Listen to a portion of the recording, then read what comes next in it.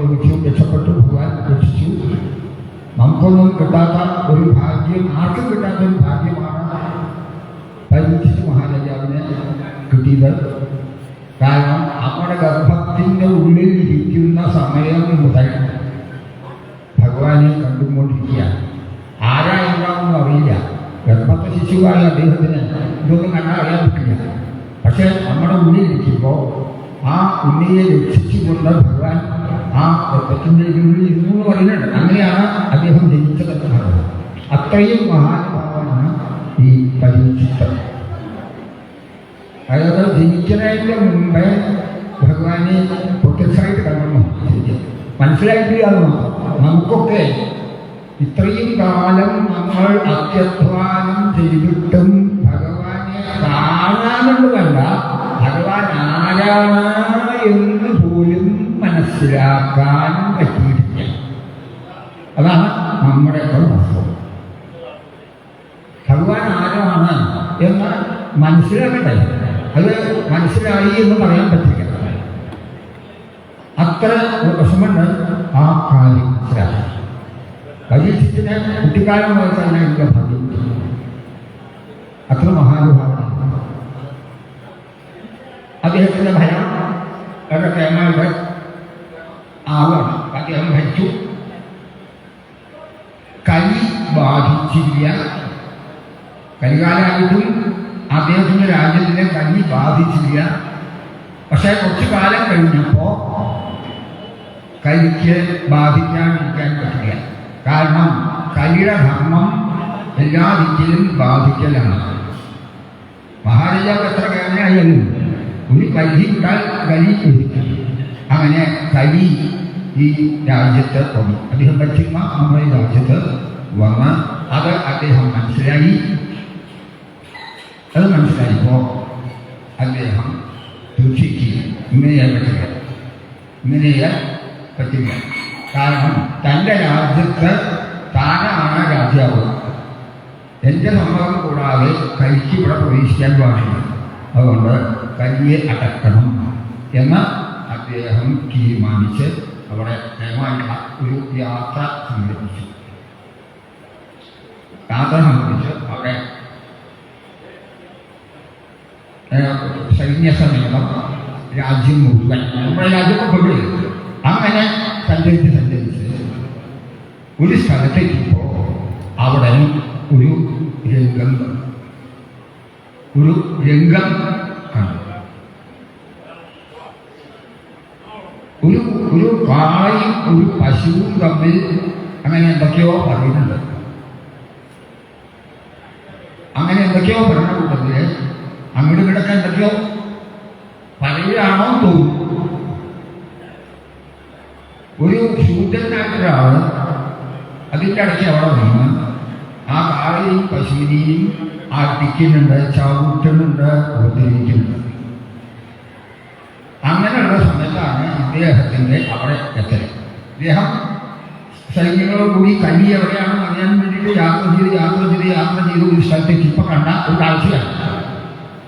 അവിടെ ആ കാള ധർമ്മം എവിടെയായിരുന്നു? പശു ഭൂമിയായിരുന്നു. ഭൂമി രീതി പശുവായിട്ടാണ് നമ്മളൊക്കെ സങ്കല്പിക്കുക. അപ്പോൾ ധർമ്മവും അമ്മാരി ഭൂമിയാണ്. അത് കാളയും പശുവും തമ്മിലുള്ള എന്തൊക്കെയോ പറയുന്നുണ്ട്. അങ്ങോട്ട് കിട്ടുന്ന ഒരു ശുദ്ധൻ. ആ ശുദ്ധൻ ആരാണല്ലേ? കലി ആണ്. കലി ആ ഒരു വേഷത്തിൽ വന്ന് അട്ടിക്കുന്നുണ്ട്. ഇവിടെ അത് കണ്ട് അതിൻ്റെ രണ്ടും അട്ടിക്കുക. ആ കാഴ്ച കണ്ടിട്ടാണ് ഇദ്ദേഹം അവിടെ വരുന്നത്. ഇദ്ദേഹം അവിടെ വന്നപ്പോൾ ഇദ്ദേഹത്തെ കണ്ടപ്പോൾ അദ്ദേഹം മാറി. ആ ശുദ്ധനോട് മാറി. എന്നിട്ട് ആരായ എന്താണെന്ന് അന്വേഷിച്ചു. ഇദ്ദേഹത്തിന് മനസ്സിലായി. ഇനി അപ്പം ഞാൻ കഴിയുകയാണ്, ക്ഷമിക്കണം എന്ന് പറഞ്ഞു. ഒറ്റക്കാലിലാണ് കാലം. സ്വയം കാലയ്ക്ക് 4 കാലുണ്ട്. ധർമ്മത്തിന് 4 കാല്. തപശൗചം ദയാസത്യം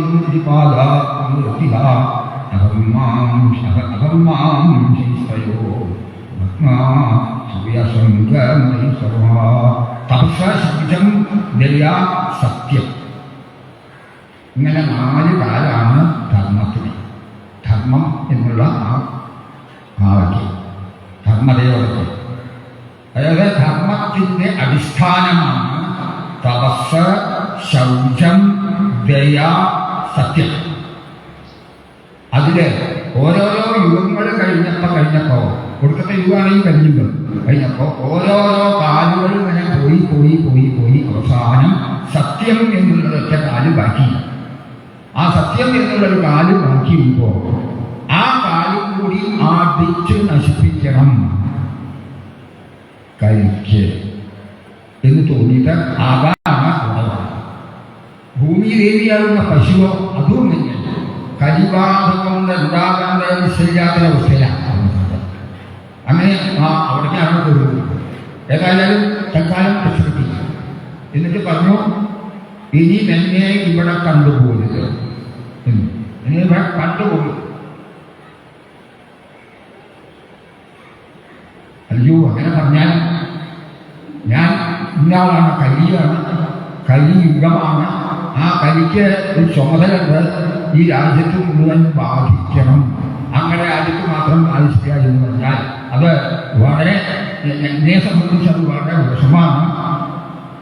അതുകൊണ്ട് അത് അങ്ങനെ പറയരുത് എന്ന് പറഞ്ഞ്, ശരി, എന്നാൽ കാര്യം ഞാൻ പറഞ്ഞ പോലെ ചെയ്യാൻ പറ്റുമോ എന്ന് ചോദിച്ചു. പിന്നെ നിനക്ക് ഇരിക്കാനായിട്ട് ഞാൻ ചില സ്ഥലങ്ങൾ പറഞ്ഞാൽ അവിടെ നീ അടങ്ങി ഒതുങ്ങി ഇരുന്നോളണം എന്ന് പറഞ്ഞ് അഭ്യർത്ഥിതൂതം പാനം സ്ത്രീയ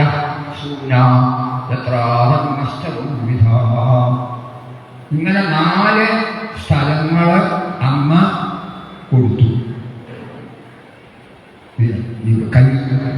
കഴിക്ക് ആര് കഴിച്ചിട്ട് മാറുന്നത് അത് ഏതൊക്കെയാണെന്നല്ലേ? ദ്യൂതം, പാനം. ദ്യൂതം എന്ന് പറഞ്ഞാൽ ചൂടുകളി. ചൂടുകളി എന്നാണ് അത്. പക്ഷേ ഇന്നിപ്പോൾ ചൂടുകളി എന്ന് പറയാനില്ല. ഇന്നിപ്പോൾ ചൂടുകളി എന്നുള്ളതില്ല. അതിന് പകരം അനവധി കളികളുണ്ട്. ക്രിക്കറ്റ്, ഫുട്ബോള്, അങ്ങനെ അനവധി കളികളുണ്ട്. അതൊക്കെ നമ്മൾ വേണ്ട വിധം ചെയ്തില്ലെങ്കിൽ കരിയുടെ ഇരിപ്പിടമാവും എന്ന ഒരു വാണിയും കൂടി കണ്ടത്. പണ്ട് ദ്യൂതനാഥ് ഭാരതത്തിൻ്റെ കഥ നിങ്ങൾക്കൊക്കെ അറിയാം. ഭാരതകഥ മുന്നേറുന്നത് ചൂതുകളിയാണ്, അല്ലേ? അതിൽ ചൂതുകളിയാണ് ഭാരതം. ആ കഥയിൽ ഉണ്ടായ സമ്പത്തിന് കാരണം എന്താണ്? ചൂതുകളി, അല്ലേ? ചൂതുകളിക്ക് മര്യാദയ്ക്ക് ചൂതുകളിക്കായിട്ടാണ് ഉണ്ടാക്കുക. ചൂതുകളി വന്നത് അത് പറയാൻ നളചരിതം കഥ കേട്ടിട്ടേ. നളമഹാരാജാവിന്റെ ചരിതം അനുജനായിട്ട് പുസ്തകനായിട്ട് ചൂതുകളിച്ചു കള്ളാസിൽ. എന്നിട്ടാണ് ആ കഥ ഉണ്ടാകുന്നത്. അപ്പൊ പണ്ടത്തെ നിലയ്ക്ക് ചൂതുകളി എന്ന് പറഞ്ഞാൽ സൂക്ഷിക്കേണ്ട കളി. അത് ചൂത് കളിക്കേണ്ട അല്ല, എന്ത് കളിയായാലും ആ കളി ഒരു പരിധി വിട്ട് അപ്പുറത്തേക്കാവരുത്. കളിയായിട്ടിരിക്കണം, കാര്യാവരുത്. കാര്യായാൽ അപകടമാണ്. കാര്യായാൽ അപകടമാണ്. നളചരിതം കഥ അതാണ്. ഭാരതത്തിന്റെ കഥയിലും അതന്നെയാണ്. അപ്പോ ഫുട്ബോളായാലും ക്രിക്കറ്റായാലും ഇന്ന് നമ്മൾ പേപ്പറൊക്കെ വായിക്കുന്ന ആൾക്കാരില്ലേ, തമ്മിൽ പറയാം. ഇപ്പോ സ്പോർട്സ്മാൻ സ്പിരിറ്റ് കേട്ടിട്ടുണ്ടോ? സ്പോർട്സ്മാൻ സ്പിരിറ്റ്, മറ്റേ സ്പിരിറ്റ് അല്ല, സ്പോർട്സ്മാൻ സ്പിരിറ്റ്. അതോടുകൂടി കളിക്കണം. സ്പോർട്സ്മാൻ സ്പിരിറ്റോടുകൂടി കളിക്കണം. ഇന്ന് സ്പോർട്സ്മാൻ ഇല്ല, സ്പിരിറ്റ് മാത്രമേ. ഇന്നത്തെ കളിയിൽ മുഴുവൻ സ്പിരിറ്റാണ്. ഇത് പറഞ്ഞാൽ നമുക്ക് മനസ്സിലാക്കണം. അത് വ്യക്തമാക്കാൻ ഞാൻ ഇപ്പൊ ഇവിടെ ചെയ്യുന്നില്ല, സ്വകാര്യമായിട്ട് ഞാൻ പറഞ്ഞുതരാം. സ്പോർട്സ്മാൻ സ്പിരിറ്റോടുകൂടി കളിച്ചില്ലെങ്കിൽ തമ്മത്തന്നെ വരുന്ന അതന്നെ ഇതൊക്കെ നമുക്ക് വ്യക്തമാക്കുന്ന ഇവിടെ ഭാഗം കഥയിൽ വ്യക്തമുണ്ട് എല്ലാ കഥയും. അപ്പോ കാരണം ചൂട് കളിയില് ഈ കയ്യിലെ ഇരിപ്പിനായിട്ട് കൊടുത്തിട്ടുണ്ട് പണ്ട് ഇദ്ദേഹം കൊടുത്തിട്ടുണ്ട് ഇന്നോളാ പറഞ്ഞു. അതുകൊണ്ടാണ് ഈ ചൂട് കളിക്ക് ഇന്നിപ്പോ ചൂടുകളിയെല്ലാം എല്ലാം കളിക്കും. അതുകൊണ്ട് കളിയുടെ ഇരിപ്പിടമാണ് ഈ വക കളികളൊക്കെ എന്ന് നമ്മൾ മനസ്സിരുത്തി നല്ലവണ്ണം നല്ല നിലയ്ക്ക് സ്പോർട്സ്മാൻ സ്പിരിറ്റോടുകൂടി മാത്രം മറ്റേ സ്പിരിറ്റല്ല കളിക്കണം എന്നുള്ളൊരു ഒരു ആണെന്നാണ് നമുക്ക് ഭാഗവതമുണ്ട്. അതുപോലെ പാനം പാനം എന്ന് പറഞ്ഞാൽ മദ്യം തന്നെ. മദ്യം മദ്യം കലിയുടെ ഇരിപ്പിടമാണ്. മനസ്സിപ്പം എന്താ ഭാവമെന്ന് വായിച്ചു നമ്മുടെ പ്രാക്ടിക്കൽ ജീവിതത്തിന് മനസ്സിലാക്കേണ്ട കാര്യങ്ങളാണ് ഇത് മുഴുവൻ. പാനം അതായത് മദ്യസേവ എന്ന് പറഞ്ഞാൽ കർമ്മത്തിൽ വരുന്ന അതന്നെ വളരെ മനസ്സിലാക്കണം. കാരണം കൈയുടെ ഇരിപ്പിടമാണ്.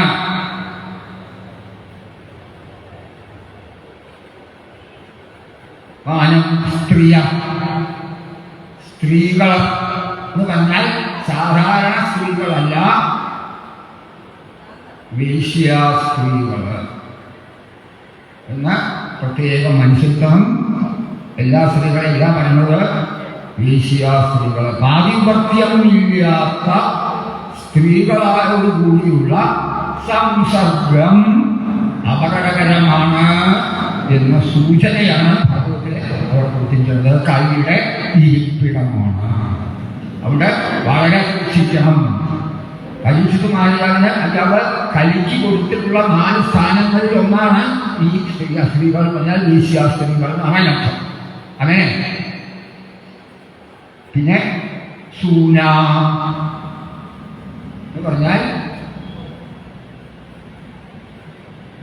കഥ കഴിക്കുക, മാംസം ചാപ്പിടുക തുടങ്ങിയിട്ടുള്ളതൊക്കെ.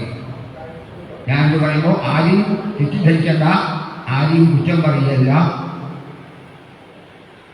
ഹിംസ വളരെ പാടില്ല, മഹാപാപമാണ്. അത് ഞാൻ ഇനി പിന്നെ പറയാം. കാരണം ഹിംസ പാടില്ല, അത് നമ്മൾ മനസ്സിലെത്തണം. ഭാഗവതം വായിക്കുന്നുണ്ട്, അമ്പലത്തിൽ പോകുന്നുണ്ട്, അത് ചെയ്യുന്നുണ്ട്, ഇത് ചെയ്യുന്നുണ്ട്. അവര് വളരെ മനസ്സിലെത്തണം. പലതരത്തിലുള്ള ഹിംസയാണ് ഇവിടെ നടക്കുന്നത്. അത് മുഴുവൻ ശാപ്പിട്ടിട്ട് എത്രയോ ആൾക്കാർ ഇവിടെ കഴിയുന്നുണ്ട്. ഞാൻ ആരെയും കുറ്റം പറയില്ല, ശ്രമിക്കണം. പറയാനൊക്കെ പറ്റില്ല, അതുകൊണ്ടാണ് ആവശ്യമില്ല, പാടില്ല. കാരണം നമ്മളെപ്പോലെ ജീവനുള്ള ഒരു വസ്തുവാണ് നമ്മൾ ശാസ്ത്രം. അല്ലേ അല്ലേ? ഭഗവാന്റെ കാരുണ്യം നമുക്ക് കിട്ടാൻ ഏറ്റവും വേണ്ടത് നമ്മളിൽ ആ കാരുണ്യം കുറച്ചെങ്കിലും ഉണ്ടാവുകയാണ്. അതുകൊണ്ട് ദയവ് ചെയ്യും ഇങ്ങനെയുള്ള ഇതൊക്കെ കേട്ടിരിക്കുന്ന എല്ലാ ആൾക്കാരും കഴിയുന്നതും ഹിംസ ഒഴിവാക്കുക എന്ന് പറഞ്ഞാൽ മാംസാഹാരം ഒഴിവാക്കണം. അങ്ങനെ പറഞ്ഞപ്പോൾ എനിക്ക് ഒരു അനുഭവം ഉണ്ടായി, നമുക്ക് മനസ്സിലാക്കാൻ വേണ്ടി പറയുകയാണ്. കാരണം പച്ചക്കറി കഴിച്ചാലും ഹിംസയല്ലേ?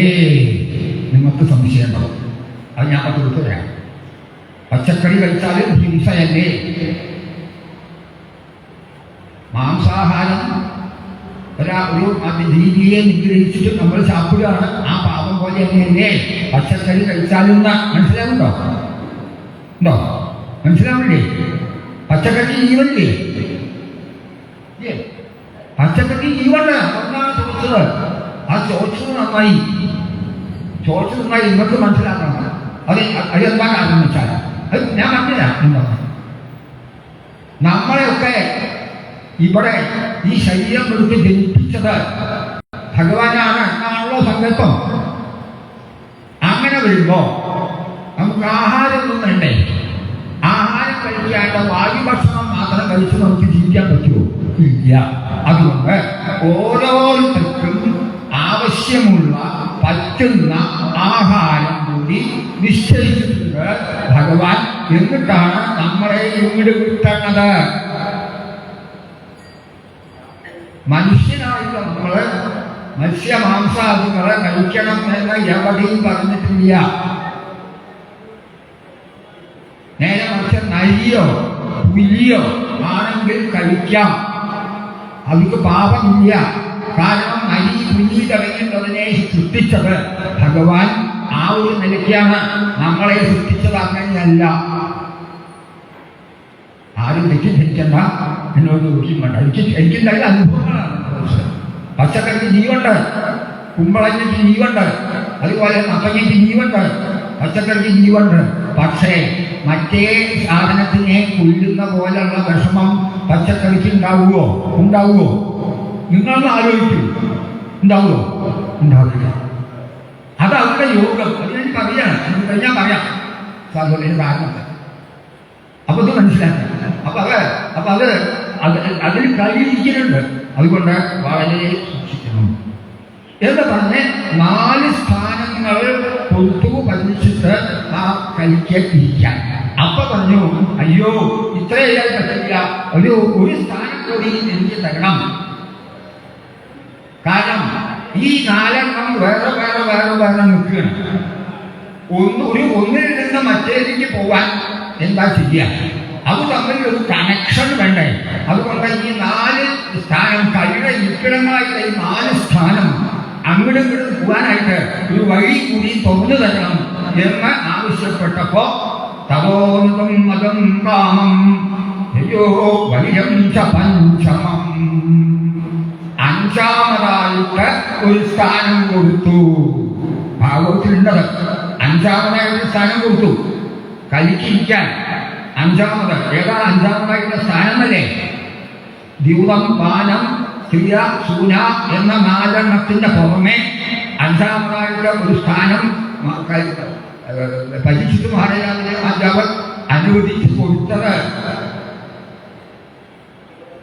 സമ്പത്ത് എന്നോ സ്വർണം എന്നോ ഒക്കെ പറയാം.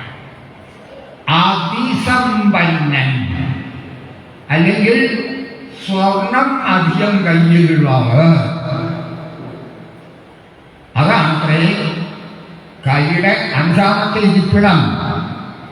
അതായത് വേണ്ടതിലധികം ധനവാനായാൽ, വേണ്ടതിലധികം സ്വർണം കയ്യിലുണ്ടെങ്കിൽ അപകടമാണ്. കാരണം വേണ്ടാത്ത കാര്യങ്ങൾ ചെയ്യും എന്ന് ഭാഗവതം പറയുന്നു. അതുകൊണ്ട് വളരെ സൂക്ഷിക്കണം. ഇന്ന് പേപ്പർ നോക്കിയാൽ, ഓരോ ദിവസവും പേപ്പർ നോക്കിയാൽ വർത്തമാനം നിങ്ങൾ വായിക്കണതല്ലേ? നമ്മുടെ നാട്ടിൽ എന്ത് നടക്കുന്നു ആലോചിക്കും.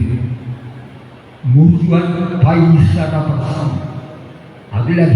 അധികം പൈസ കൊണ്ട് കൂടിയാൽ ഉണ്ടാവുന്നത് നമുക്ക് പ്രത്യക്ഷമായിട്ട് ഭഗവാൻ കാണിച്ചു തരണം. അതുകൊണ്ട് ജീവിക്കാൻ ധനം വേണം. അത്യാവശ്യം ജീവിക്കാൻ സ്വർണം അണിയണമെങ്കിൽ അണിഞ്ഞോളൂ, വേണ്ടാന്ന് പറയുന്നില്ല. പക്ഷേ എല്ലാത്തിലും ഒരു ലിമിറ്റ് വേണം. ഒരു ലിമിറ്റില്ലാണ്ട് അതിസമ്പന്നനായാൽ പല പല പ്രശ്നങ്ങളും വേണ്ടാത്തത് വരും. അതുകൊണ്ട് സൂക്ഷിക്കണം. കൈയുടെ ഇരിപ്പിടമാണ്, ഞാൻ പറയുന്നതല്ല. അതുകൊണ്ട് അത് വ്യക്തമാക്കി തരികയാണ് ഇവിടെ ഭഗവാൻ. വളരെ ക്ലിയറായിട്ട് നമുക്ക് മനസ്സിലാവാൻ, എന്നിട്ടും നമുക്ക് മനസ്സിലാവുന്നില്ല. അപ്പോ അതിസമ്പന്നൻ എന്ത് ചെയ്യണമല്ലേ? അതിസമ്പന്നൻ എന്ത് ചെയ്യണം വെച്ചാൽ അത് ആവശ്യക്കാർക്ക് കൊടുക്കുക. അതന്നെ നല്ല നല്ല കാര്യങ്ങൾ ചെയ്യാൻ അതിസമ്പന്നന്മാർ ചെയ്യണം. ഓവറായിട്ട് കയ്യിൽ സമ്പത്ത് വന്നാൽ അതിനെ ശുദ്ധാക്കാനായിട്ട് അത് നമുക്ക് വേണ്ടി മാത്രമല്ല, ആവശ്യക്കാർക്ക് വേണ്ടി ഉപയോഗിക്കാനും കൂടിയുള്ളതാണ് എന്ന് മനസ്സിലാക്കി നമ്മൾ മാത്രം ഈ ജന്മത്തിൽ ജീവിച്ചാൽ മതിയോ? ആലോചിച്ചു. എത്രയോ ആൾക്കാർ ഭക്ഷണം കഴിക്കാൻ സ്ഥലമില്ലാതെ, മുട്ടില്ലാതെ, വീടില്ലാതെ എന്തൊക്കെയോ അനുഭവിച്ചുകൊണ്ട് ദുഃഖങ്ങൾ അനുഭവിച്ചിരിക്കുമ്പോൾ നമ്മൾ മാത്രം സുഖിച്ചുകൊണ്ട് അങ്ങനെ ഇരിക്കുന്നത് ശരിയാണോ? നമ്മൾക്കും ചില കടമകളില്ലേ? നമ്മുടെ കയ്യിലുള്ള അധികമുള്ള ധനം കുറച്ച് നല്ല കാര്യങ്ങൾക്ക് വേണ്ടി ഉപയോഗിച്ചുകൂടെ? ഇതാണ് ഭാഗവതം ചോദിച്ചത്.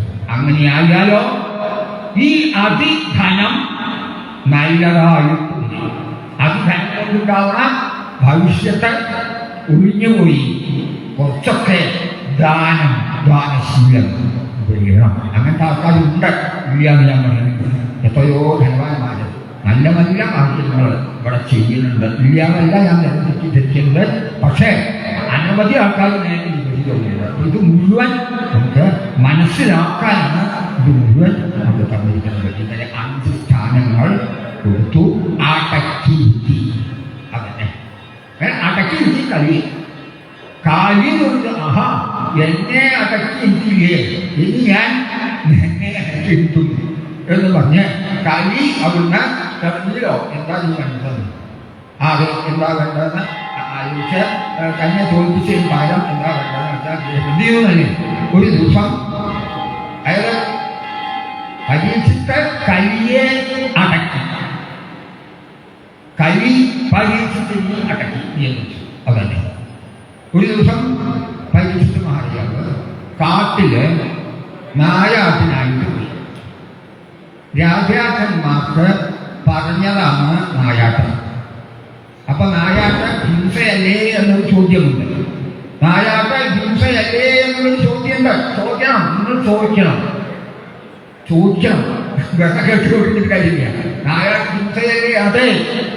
അപ്പോ രാജാക്കന്മാർക്കുള്ള ധർമ്മം ഇതാണ് എന്ന് എങ്ങനെ പറയും? അതെന്താ പറഞ്ഞുതരാം. പണ്ടത്തെ കാലത്തല്ല, ഇപ്പൊ അത് ഉണ്ടാവുമെന്ന് അറിയില്ല. കാട്ടിലാണത്രേ ഋഷീശ്വരന്മാര് ഭഗവാനെ തപസ് ചെയ്യുക. കേട്ടില്ലേ? കാട്ടിലാണ് ഋഷീശ്വരന്മാര് ഭഗവാനെ തപസ് ചെയ്തുകൊണ്ടിരിക്കുന്ന ആൾക്കാർ ധാരാളം. അവരെ ഉപദ്രവിക്കാനായിട്ട് കാട്ടുമൃഗങ്ങള് ധാരാളം വരും. അവരെ നിയന്ത്രിച്ച് അവർക്ക് സുഗമമായിട്ട് അവരുടെ ധ്യാനം തപസ് അങ്ങനെ തുടരാനായിട്ടുള്ള ഒരു ഹെൽപ്പ് ചെയ്യലാണ് രാജാക്കന്മാരുടെ ഈ നായാട്ട്. അല്ലാണ്ട് രസമായിട്ട് നായാട്ട് ശരിയല്ല. അതായത് ഭഗവാനെ ധ്യാനിച്ചുകൊണ്ട് സത്സംഗം മനസ്സിലാക്കാക്ക് ശാന്തമായിട്ടുള്ള അന്തരീക്ഷം ഉണ്ടാക്കാനായിട്ടുള്ള ഒരു കടമ ഉണ്ട്. അത് ചെയ്യലാണ് ഈ രാജാക്കന്മാരുടെ കടമ. അതുകൊണ്ട് അത് രാജാക്കന്മാർക്ക് അത് ദോഷമല്ല. അത് അവരുടെ കർത്തവ്യമാണ്. അപ്പൊ അങ്ങനെയാണ് അത് വളരെ കാരണം. അപ്പൊ അങ്ങനെ നായാട്ടിന് പോയിപ്പോ അവിടെ സമീകൻ എന്നുള്ള ഒരു മഹർഷിയുടെ ആശ്രമം. അദ്ദേഹത്തിന്റെ മകനാണ് ശിങ്കി എന്ന ഒരു ഋഷിമാരന്മാരാണ്. കുറെ ആശ്രമങ്ങളുണ്ട് അവിടെ. അങ്ങനെ ഇദ്ദേഹം ഇതിന് പോയിപ്പോ നേരം ഉച്ചയായിപ്പോ ദാഹം തണിയപ്പോ കുറച്ച് വെള്ളം കുടിക്കണം എന്ന് തോന്നി അന്വേഷിക്കാൻ ഈ സമീകൻ അന്വേഷിച്ച് വെള്ളത്തിന് അന്വേഷിച്ചതാണ്. അപ്പോൾ ഈ കുറെ ആശ്രമങ്ങളുള്ള ഈ സ്ഥലത്തേക്ക് ഈ പരീക്ഷിച്ചു അങ്ങനെ അന്വേഷിച്ചുകൊണ്ട് ഈ സമീകൻ താമസിക്കുന്ന സ്ഥലത്ത് കുറെ ആശ്രമങ്ങളുണ്ട്. അവിടെ എത്തിയിട്ട് വെള്ളം അന്വേഷിച്ച് പോയതാണ്. അങ്ങനെ പോയിപ്പോ അവിടെ ഒരാശ്രമത്തിലാണ്, ഈ സമീകന്റെ ആശ്രമത്തിലാണ് സമീകൻ മഹർഷി തപസ് ചെയ്യുന്നു.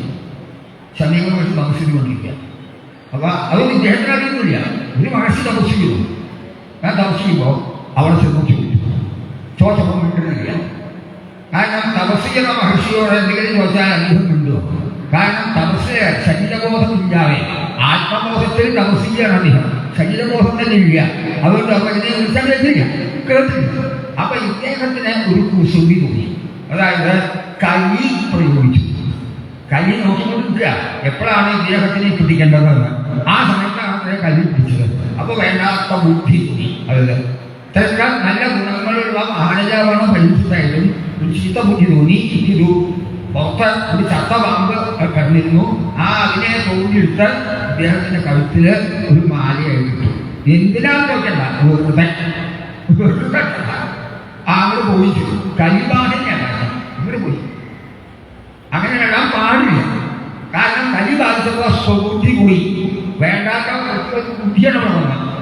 ഇതറിഞ്ഞു മകൻ അവിടെ ഹിന്ദി. അദ്ദേഹം കുറച്ച് അവരെ ഒരു സരസിൽ കുളിക്കാനായിട്ടോ എന്തിനോ പോയിട്ട് അവിടെ ഋഷികുമാരന്മാരായിട്ട് അവനെ അവിടെ എന്തെങ്കിലും ഇരിക്കുകയാണ്. ആ സമയത്ത് അദ്ദേഹത്തിന് ന്യായചക്ഷുഷക്കൾ ദിവ്യചക്ഷുഷം അറിഞ്ഞു അച്ഛൻ്റെ കഴുത്തിൽ ആരോ ഒരു ചത്ത വാങ്ങിയിട്ടുണ്ട് എന്ന് മനസ്സിലായി. ദേഷ്യങ്ങൾ വന്നു, അച്ഛൻ്റെ കഴുത്തിൽ വെച്ചു. ആരാവിട്ട് കോപം കൊണ്ട് എന്താവേണ്ടത് ശരിയാണ്. ഇത്രയും ആ ശുദ്ധീകന്റെ മകനായിട്ടുള്ള ശുദ്ധി നോക്കണം. അനൊരു കാലം തപസ് ചെയ്ത് ഇത്രയ്ക്കായിട്ടും കോപം എന്ന വികാരത്തെ അടക്കാൻ പറ്റുന്നില്ല. അപ്പൊ നമ്മുടെ കാര്യം നോക്കൂ, ഋഷീശ്വരന്മാർക്ക് പോലും കോപം അടക്കാൻ വിഷമമാണ്. അപ്പൊ നമ്മുടെ കാര്യം ഒന്ന് ആലോചിക്കൂ. നമ്മുടെ ജീവിതത്തിൽ എന്തെങ്കിലും ഒരു ഉത്കർഷം ഉണ്ടാവണമെങ്കിൽ മനസ്സ് ശാന്തമാകണം. കോപം എന്നുള്ള വികാരം മനസ്സിലേക്ക് വരരുത്, ശാന്തനായിരിക്കണം. കാരണം ഭഗവാൻ ശാന്തസ്വരൂപനാണ്. നമുക്ക് പറ്റുന്നില്ല കോപം അടക്കാൻ. എന്തെങ്കിലും നമുക്ക് ഇഷ്ടമില്ലാത്തൊരു കാര്യം പെട്ടെന്ന് കോപം വരികയാണ്. പിന്നെ തൻ്റെ അടയ്ക്ക കോപം വന്നാൽ ശരീരബോധം തൻ്റെ അടയ്ക്കുക. എന്നിട്ട് അവരെന്തൊക്കെയോ കാണിച്ചു. അങ്ങനെ ആകെ ദേഷ്യം തോന്നും. എന്നിട്ട് ആരാ ഇത് ചെയ്ത്? അപ്പോൾ ഒരു മഹാരാജാവാണ് എന്ന് മനസ്സിലായി.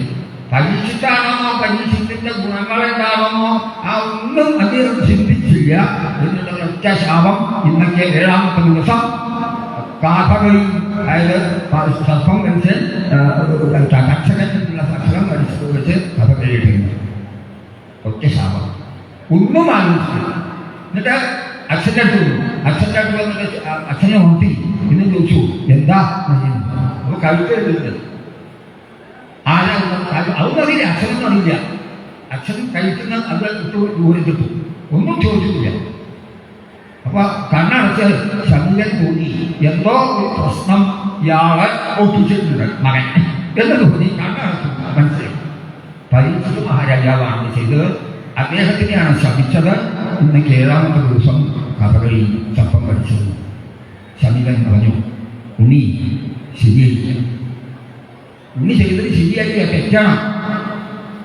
വേണം വേണം, തെറ്റാണ് ചെയ്യുന്നത്. നമ്മളൊക്കെ ഈശ്വരന്മാരാണ്. അനവധി കാലമായിട്ട് വളരെ തപസ്യനാണ്. എന്തിനു തപസ്യം? മനസ്സിനെ അടക്കാനാണ്, മനസ്സിനെ ശോഭിക്കാൻ. ഇപ്പോഴും ശോഭ വരികയാണെങ്കിൽ ഇത്രയും കാലം നമ്മൾ ചെയ്ത തപസ് എവിടെ പോയി എന്ന് ഫലം. കഷ്ടം. ആകെ മകനും വിഷമമില്ല, ശമികനും വിഷമമില്ല. ഈ പോയിട്ട് ആ ആശ്രമത്തിൽ പോയിട്ട് ഈ വർത്തമാനമൊക്കെ ഒന്ന് അറിയിക്കെങ്കിലും ചെയ്യുക. എന്നിട്ട് അദ്ദേഹത്തിനോട് എന്തൊക്കെയാൽ എന്ന് പറഞ്ഞ് സമാധാനിപ്പിക്കുക എന്ന് പറഞ്ഞ് അതിന് വിട്ടു.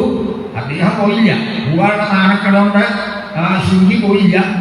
കുറച്ച് അവരെ കുമാരന്മാരുണ്ട്, ഋഷികുമാരന്മാർ, അവരെ പറഞ്ഞയച്ച് അവിടെ ചെന്ന് അവര് ഈതരം പറഞ്ഞു.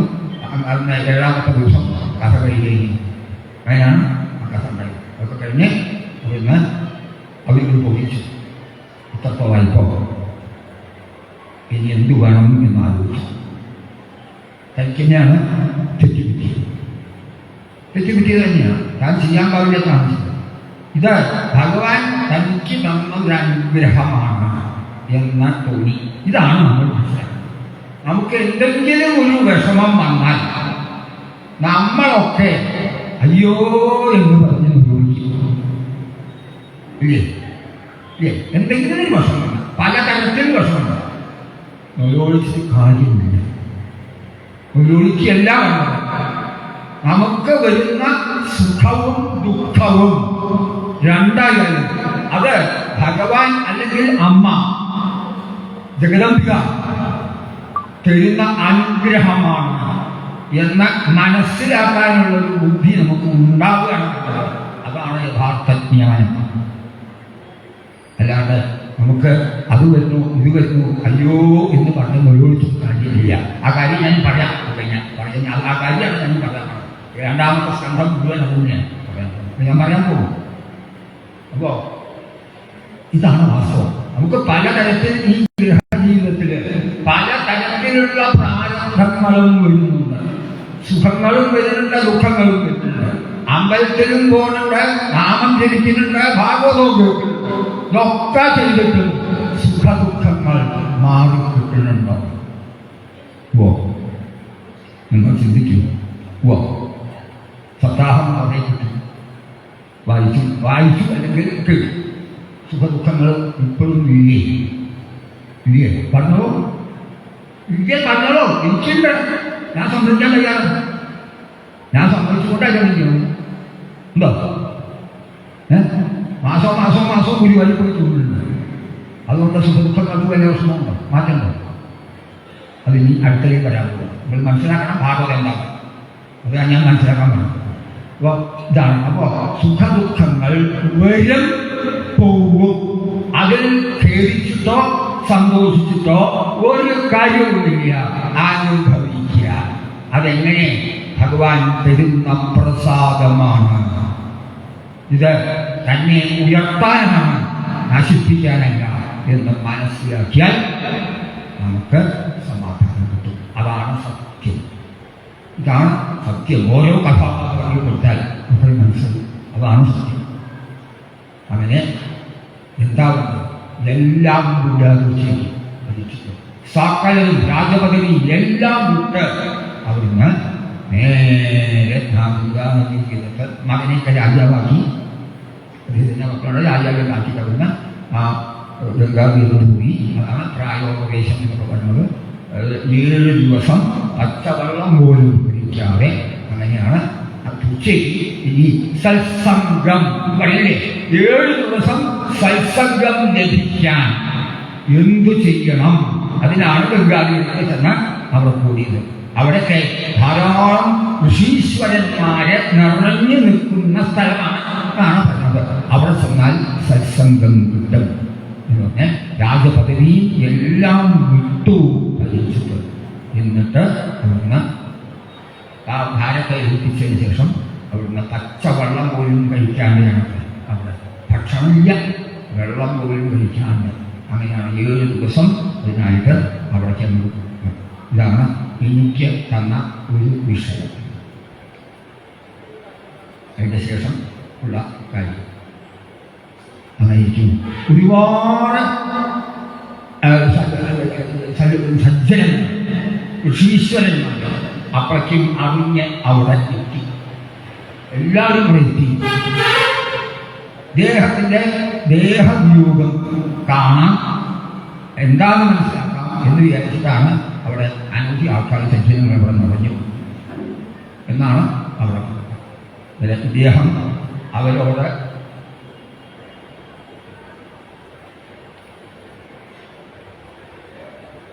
എന്താണ് വേണ്ടത്? സത്സംഗം അനവധി ആൾക്കാർ വന്നു കഴിഞ്ഞാൽ അവിടെ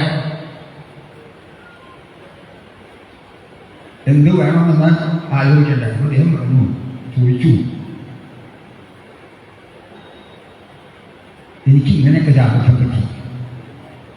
മഹാരാജാവാണ് ഞാൻ, ആയിരുന്നു. എനിക്കിങ്ങനെയൊക്കെ ശിഷ്യന്മാര് കളിയൊക്കെ എന്നോട് എനിക്ക് ശാപാണ് വന്നത്. അതിൽ എനിക്ക് ദുഃഖമില്ല, ഒരു വിഷമവുമില്ല. ഞാൻ 7 ദിവസം ഞാൻ ഇവിടെ ഇരുന്നാൽ എൻ്റെ ശരീരത്യാഗം വരുമ്പോഴേ കഴിച്ചുകൂടാനാണ് ഞാൻ പറഞ്ഞത്. ജനിച്ചവൻ മരിക്കും, മരിച്ചവനും ജനിക്കും. ഇതൊക്കെ സ്വാഭാവികമാണ്. അതിൽ ദുഃഖിച്ചിട്ട് കാര്യമില്ല. പക്ഷെ ഉള്ള സമയം മനസ്സമാധാനത്തോടുകൂടി നല്ല കാര്യം ചെയ്യാൻ നോക്കൂ. അതാണ് ഞാൻ ആഗ്രഹിക്കുന്നത്. അതുകൊണ്ട് നിങ്ങളെന്നെ അനുഗ്രഹിക്കും എന്നാണ്. ഇന്ന് മാത്രമല്ല, അവിടുന്ന് പല ചോദ്യങ്ങൾ ചോദിച്ചു. 7ാമത്തെ ദിവസം ഞാൻ മരിക്കുകയും ഞാനിനി എന്താണ് ചെയ്യേണ്ടത്? 7 ദിവസം കൊണ്ട് ഞാൻ എന്ത് ചെയ്യണം? അവരെ ഓരോന്നും പറയാൻ കഴിയും. പലരും പലതരത്തിൽ പറയും. ഇന്നത് ചെയ്താൽ മതി ഒരാൾ, ഇന്നത് ചെയ്താൽ മതി ഒരാൾ. അങ്ങനെ പല തരത്തിലുള്ള ഉത്തരങ്ങൾ കിട്ടി. ഒരു ഏകാഭിപ്രായം ഒന്നും ഉണ്ടായില്ല. ഇവിടെ വീട് ഭയം പറഞ്ഞു, യാതൊക്കെ ചെയ്യാം, അത് ചെയ്യാം, ഇത് ചെയ്യാം എന്നൊക്കെ പറഞ്ഞതല്ലാതെ അതൊന്നും നമ്മുടെ ജനങ്ങൾ തൃപ്തികരായി തോന്നിയില്ല. അങ്ങനെ ഇരിക്കുമ്പോൾ അവിടെ എന്തും കഴിയുന്നല്ലേ? ഭഗവാൻ എതിർച്ചയാമാനോനപേക്ഷ ലക്ഷ്യലിംഗോ നിജലാഭുഷ്ടോ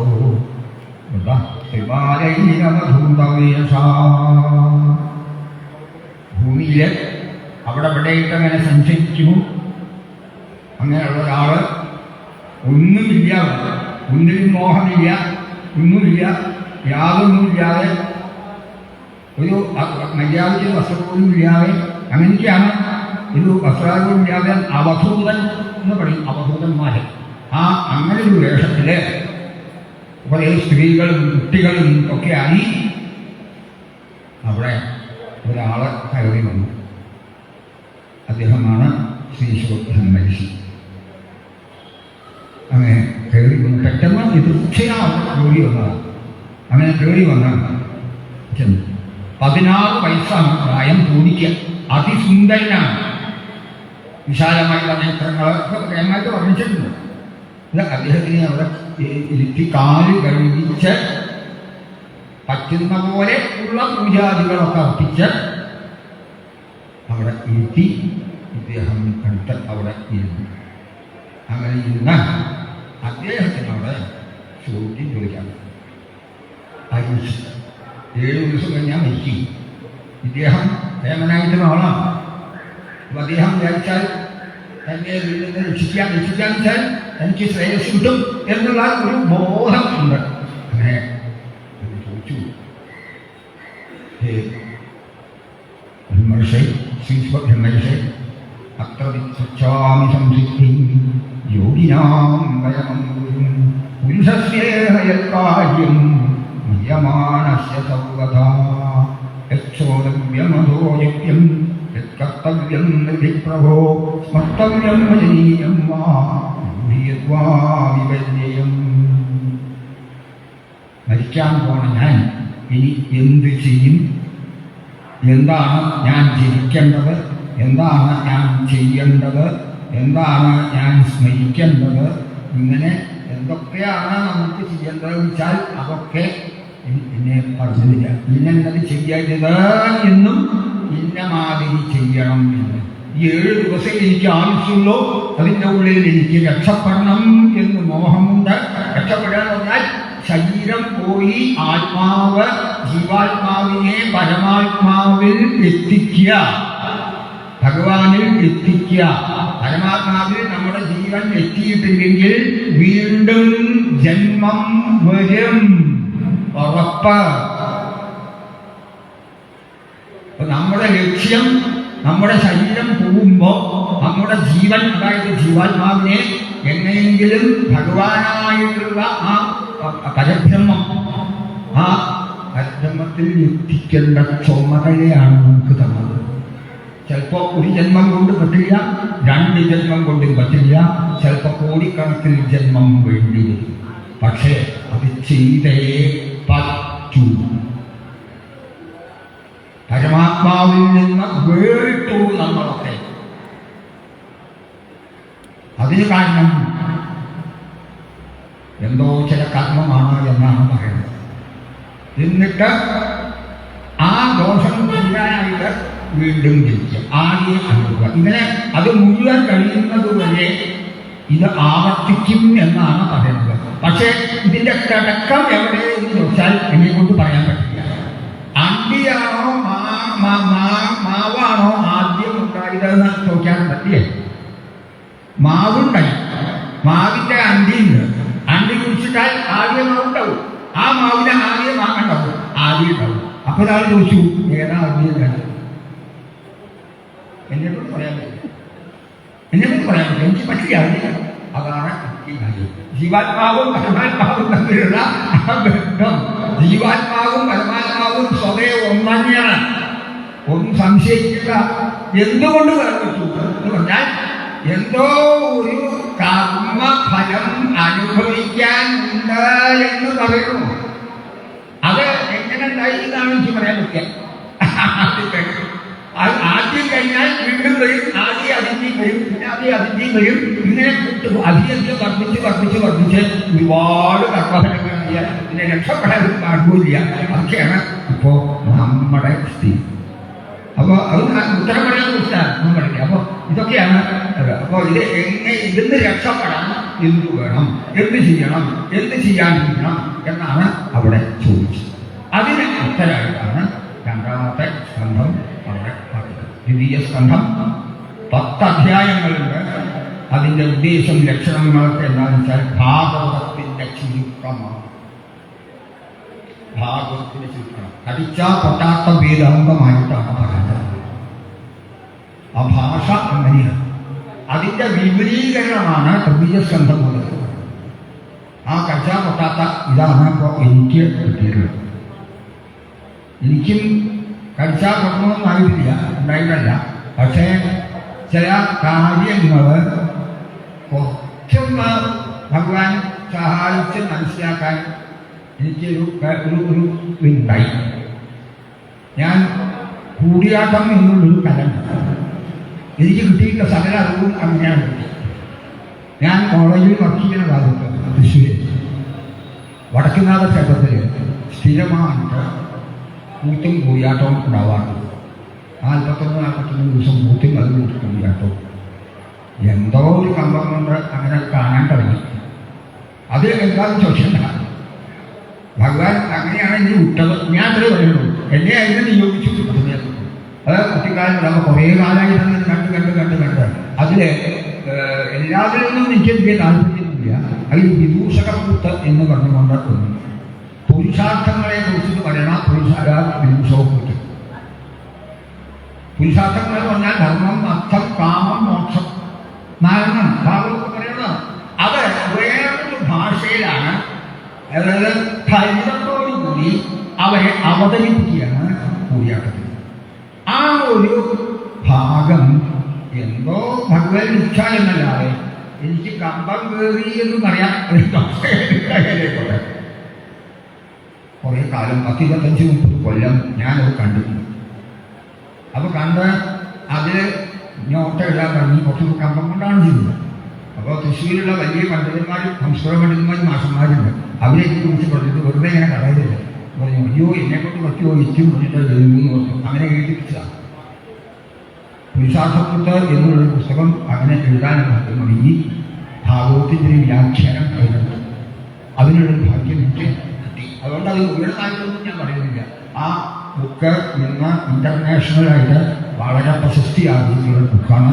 സകല ലൈബ്രറികളിലുമുണ്ട്. റിസർച്ച് ചെയ്യുന്നുണ്ട്. ഡോക്ടറേറ്റ് സമ്പാദിച്ചിട്ടുണ്ട്. ഒരുപാട് ആൾക്കാർ അതിൽ ഡോക്ടറേറ്റ് എടുത്തിട്ടുണ്ട്. എനിക്ക് ഡോക്ടറേറ്റ് കിട്ടിയിട്ടില്ല. ഞാൻ ശ്രമിച്ചിട്ടില്ല, ആവശ്യമില്ല. എല്ലാ ഡോക്ടറേറ്റ് ഭഗവാനാണ്, വേറൊന്നുമില്ല. ഭഗവാൻ ആ ബുക്കൊണ്ട് കുറേ ആൾക്കാർ കൊടുക്കുന്നത് വലിയൊരു പ്രശസ്ത ബുക്കാണ്. അതാണ് എനിക്ക് എന്തെങ്കിലും ഒരു ചെറിയ അറിവ് കിട്ടിയിട്ടുണ്ടെങ്കിൽ അതിന് വാക്കുകൊണ്ടിന് അച്ഛൻ്റെ അനുഗ്രഹം. അതിൻ്റെ അച്ഛൻ്റെ അനുഗ്രഹം ഉണ്ട്, അതിലുണ്ട്. പിന്നെ അത് വേറൊന്നും ഇല്ല.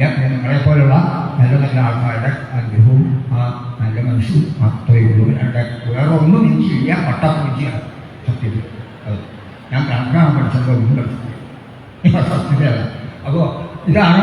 അപ്പോൾ അതിൽ ക്ഷേത്രങ്ങളിലാണ് തോന്നുന്നത്.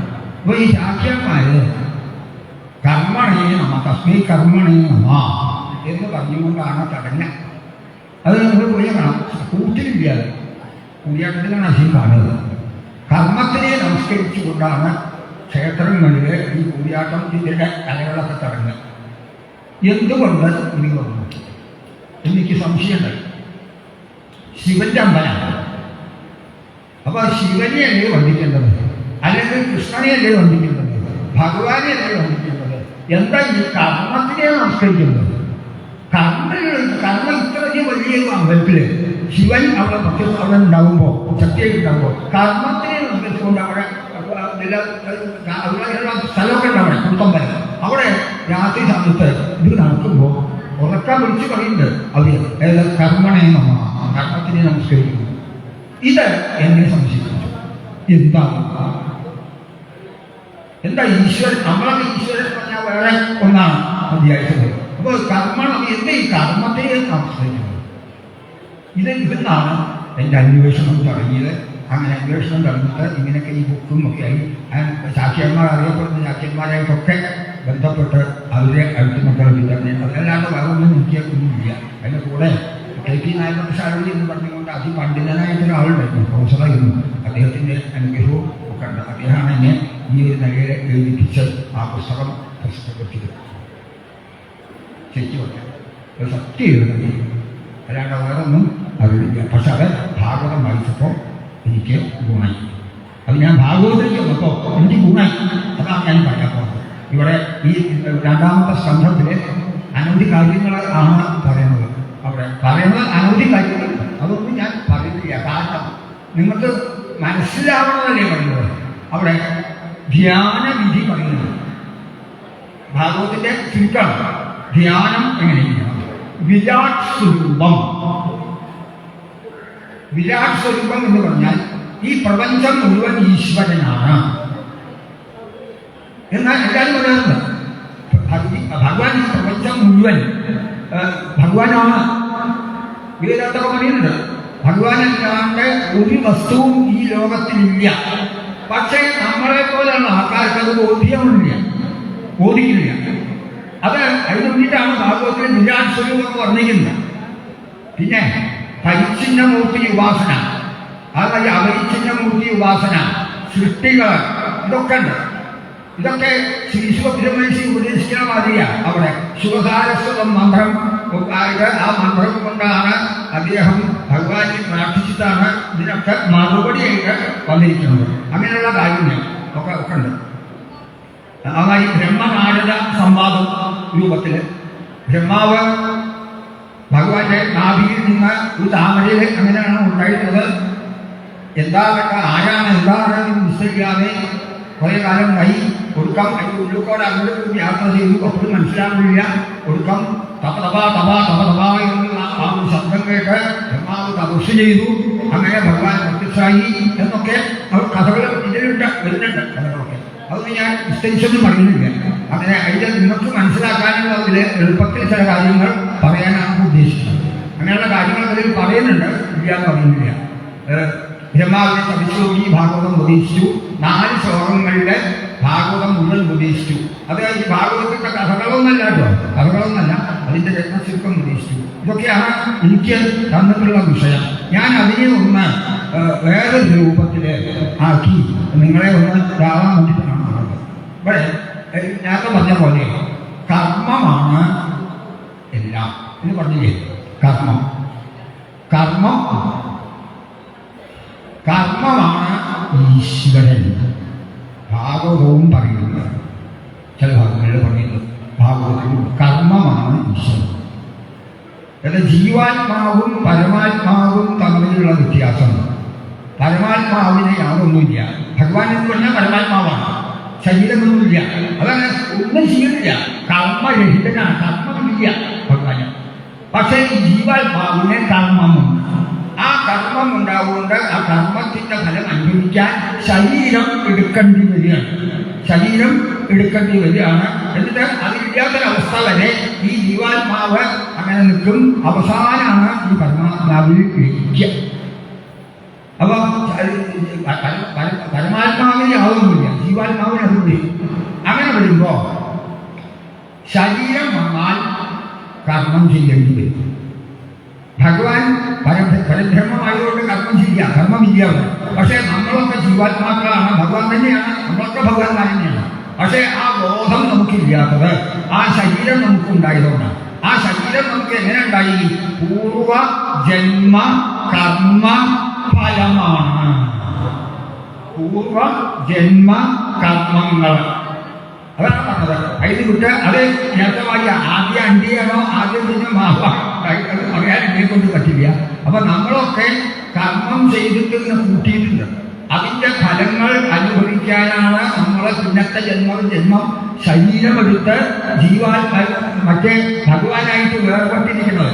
എന്നിട്ട് സുഖ ദുഃഖങ്ങൾ അനുഭവിക്കുക, സുഖ ദുഃഖങ്ങൾ അനുഭവിക്കുക എന്നാണ് പറഞ്ഞത്. കർമ്മമാണ് ഈശ്വരൻ എന്ന ഭാഗവതം തന്നെ പല ദിക്കിൽ അങ്ങനെ പറയുന്നതായിട്ട് നിങ്ങൾ കാണാം. കർമ്മം കർമ്മം എന്ന് പറഞ്ഞാൽ പ്രവൃത്തിയാണ്. കർമ്മം എന്ന് പറഞ്ഞാൽ പ്രവൃത്തി. ആ കർമ്മബന്ധം ഇല്ലാണ്ടാവാനാണ്. അത് ഇല്ലാണ്ടായാലാണ് ഈ ജീവാത്മാവ് പരമാത്മാവിലല്ല. അപ്പൊ നമ്മുടെ ഉത്കർഷം എന്ന് പറഞ്ഞാൽ നമ്മൾ ആ ശരീരം കൊണ്ട് നല്ല നല്ല സൽക്കർമ്മങ്ങൾ ചെയ്ത് അങ്ങനെ ഉയർന്ന് ഈ മുഴുവൻ നമ്മൾ ഇല്ലാണ്ടാക്കി പുതുതായിട്ടുള്ള കർമ്മഫലം വരാണ്ട നോക്കി അങ്ങനെ നമുക്ക് ജീവിക്കാം.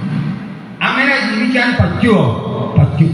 കാരണം കർമ്മം തന്നെയാണ് നമ്മളെ നശിപ്പിക്കുന്നതും കർമ്മം തന്നെയാണ് നമ്മളെ ഉയർത്തുന്നത്.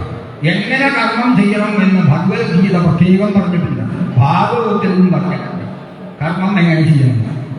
അതുപോലെ ചെയ്താൽ കർമ്മത്തിൽ നിന്നുണ്ടാകുന്ന പുതിയ കർമ്മഫലങ്ങൾ വരിക, പുതിയ കർമ്മഫലങ്ങൾ വരിക. പക്ഷേ പഴയ കർമ്മഫലങ്ങൾ വരും. നമുക്ക് ആൾറെഡി നമ്മുടെ ഉള്ളിൽ നമുക്ക് ഉണ്ടായിട്ടുള്ള പഴയ കർമ്മഫലങ്ങൾ അനവധി നമ്മൾ ഉണ്ട്. എന്നിട്ടാണ് നമ്മൾ ഇവിടെ ജനിച്ചിരിക്കുന്നത്. അപ്പൊ ഇനി ഇവിടുന്ന് അങ്ങോട്ട് നല്ല നിലയ്ക്ക് കർമ്മം ചെയ്താൽ ഇവിടുന്ന് അങ്ങോട്ട് പുതിയ കർമ്മഫലങ്ങൾ നമുക്ക് ബാധിക്കില്ല എന്ന് പറയുന്നുണ്ട്. പക്ഷേ പലത് ബാക്കി ഉണ്ടാവുകൊണ്ട് അത് നശിപ്പിക്കാൻ ചിലപ്പോ വീണ്ടും ജന്മം വേണ്ടി വരും.